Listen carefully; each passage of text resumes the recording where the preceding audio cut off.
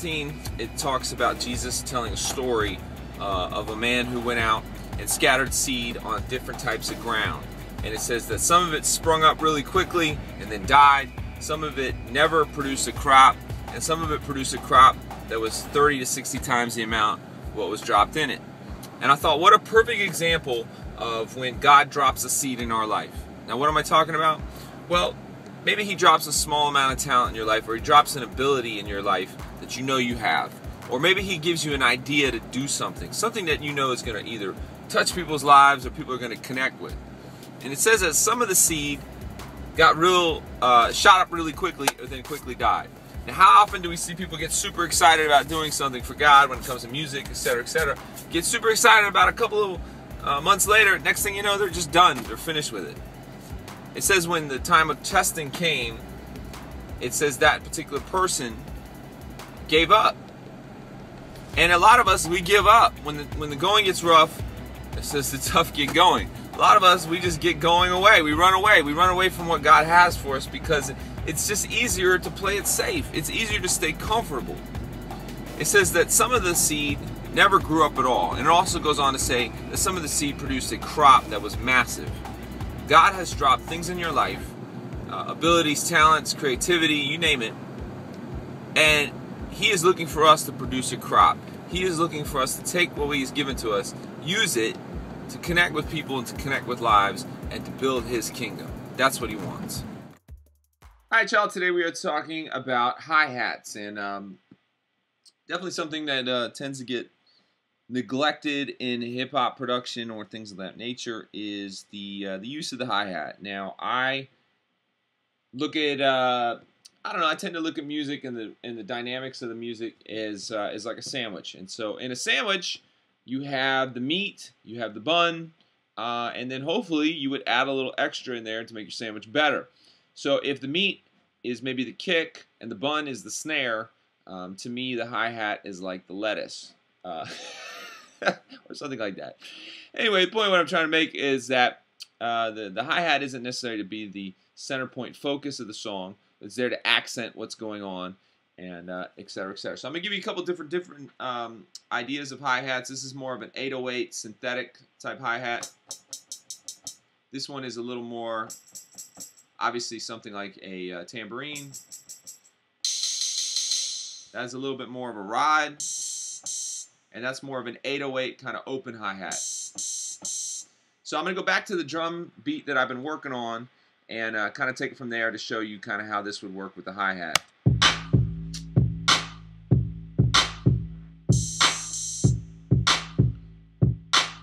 Alright, so I'm going to throw that open hi-hat.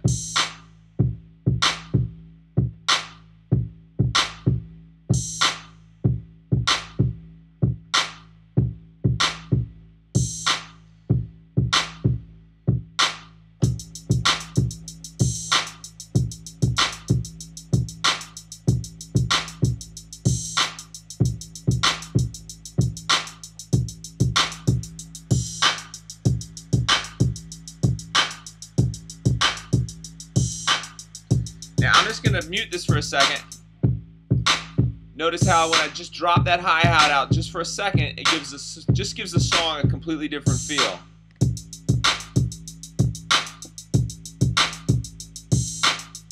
And I'm going to take the open hi-hat out even just for another second.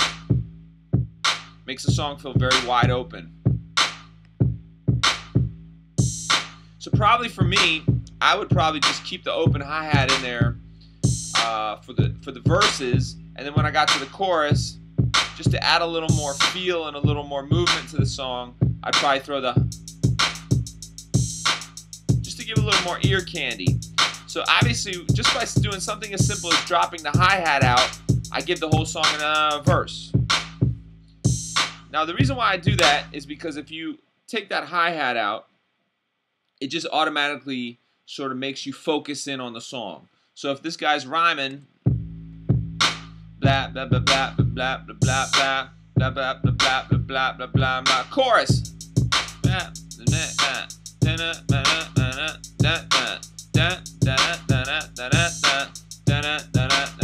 Verse, now go. Rap and everybody rap the rap rap. Now notice just by doing something as simple as just dropping the hi-hat out for the verse versus the chorus, just gives you a different feel.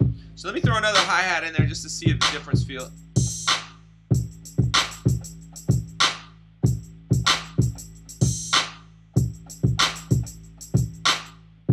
Kind of like the way that feels. Let me throw that in there.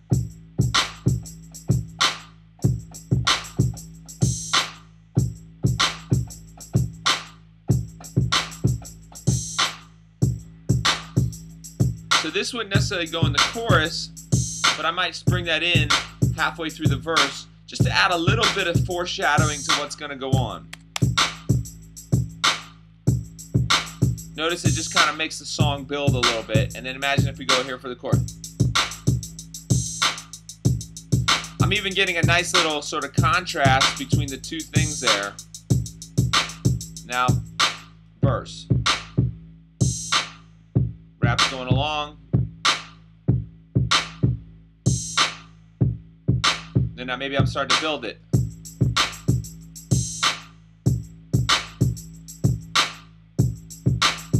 And then when I get to the chorus, I might go all out.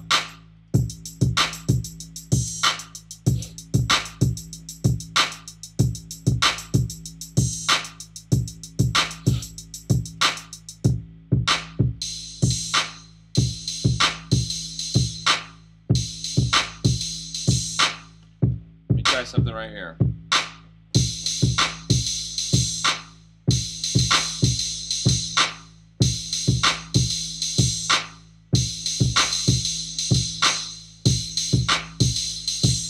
Now, to me, that sounds a little too not clean enough on the hi-hat, so I'm going to mess with the EQ a little bit here. I think what I'm actually going to do is give it a little more high end.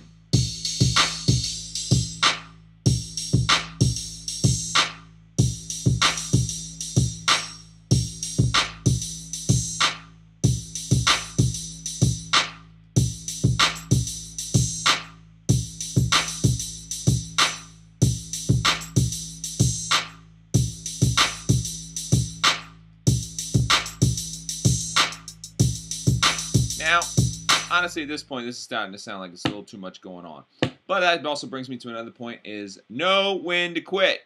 Know when to say when. Sometimes the best thing to do is keep it simple. But I tend to mess around with a lot only to give myself more stuff to work with. And so I think actually even within the context of all this, you got some really cool stuff. But I can't help but feel the part that I really still dig is just this right here. So.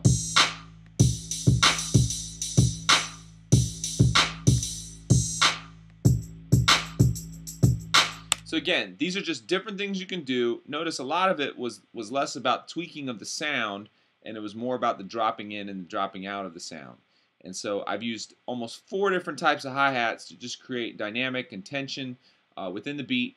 And what I've really tried to do there is just accent what's already going on with the kick and the snare. Again, going back to the sandwich analogy, you're messing around with your lettuce there.